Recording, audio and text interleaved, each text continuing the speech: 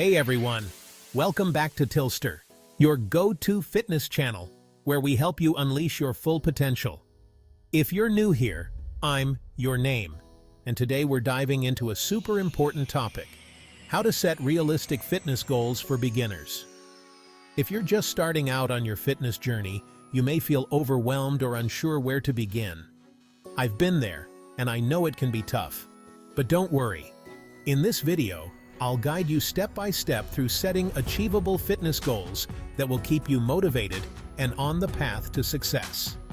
Whether you want to lose weight, build muscle, or just improve your health, these tips will help you create a plan that works for you. So, let's dive right in.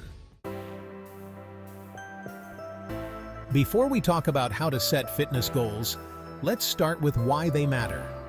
Goals give you a sense of purpose and direction, and they help you track your progress. Without clear goals, it's easy to lose motivation or feel like you're just spinning your wheels. Goals allow you to measure where you are now and how far you've come. But here's the thing: setting the wrong goals can actually hurt your progress. If your goals are too big, too vague, or too unrealistic, you'll likely end up feeling frustrated and give up. That's why today, we'll focus on setting realistic, actionable goals that you can actually achieve. All right, first up, let's talk about your why. Why do you want to get fit? What's driving you? Maybe it's to feel better in your clothes, have more energy, improve your health, or even prepare for a special event. Knowing your why will keep you going when things get tough, and trust me, there will be tough days.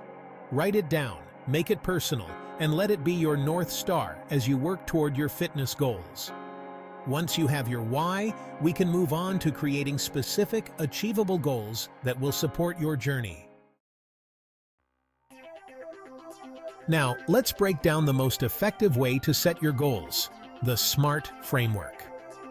SMART stands for specific, measurable, achievable, relevant, and time-bound. It's a proven method that ensures your goals are well-defined and realistic. S. Specific. You need to be clear on exactly what you want to achieve. Instead of saying, "I want to lose weight," try, "I want to lose 10 pounds." M. Measurable.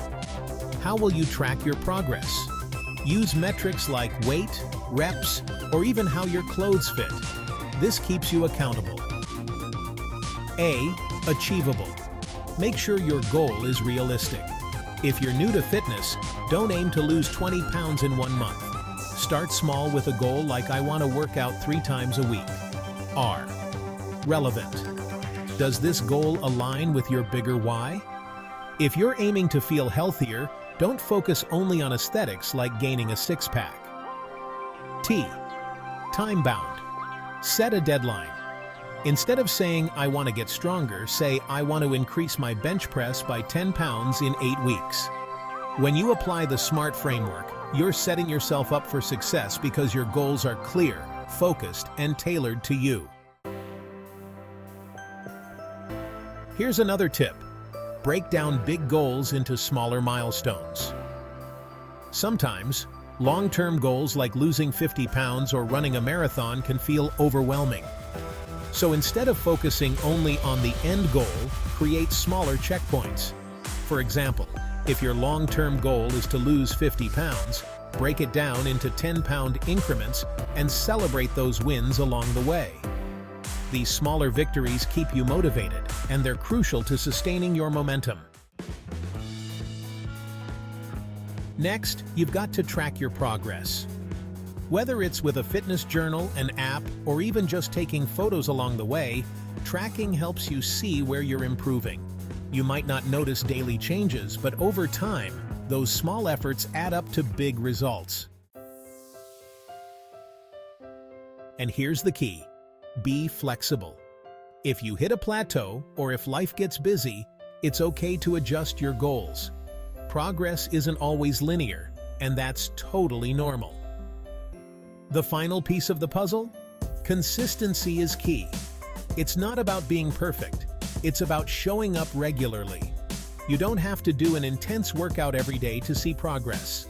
Small, consistent actions are what lead to long-term success. And don't forget, celebrate your successes. Whether it's hitting a new personal best or just sticking to your routine for a full month, give yourself credit. Fitness is a journey, not a destination.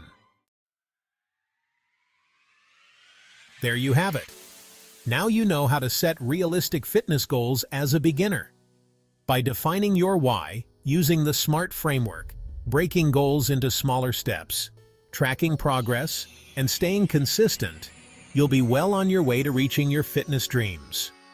If you found this video helpful, be sure to give it a thumbs up and subscribe for more fitness tips right here on Tilster. Comment below and let me know what your fitness goals are. I'd love to hear about them. Remember, it's all about unleashing your potential. Thanks for watching, and I'll see you in the next video. Keep going strong.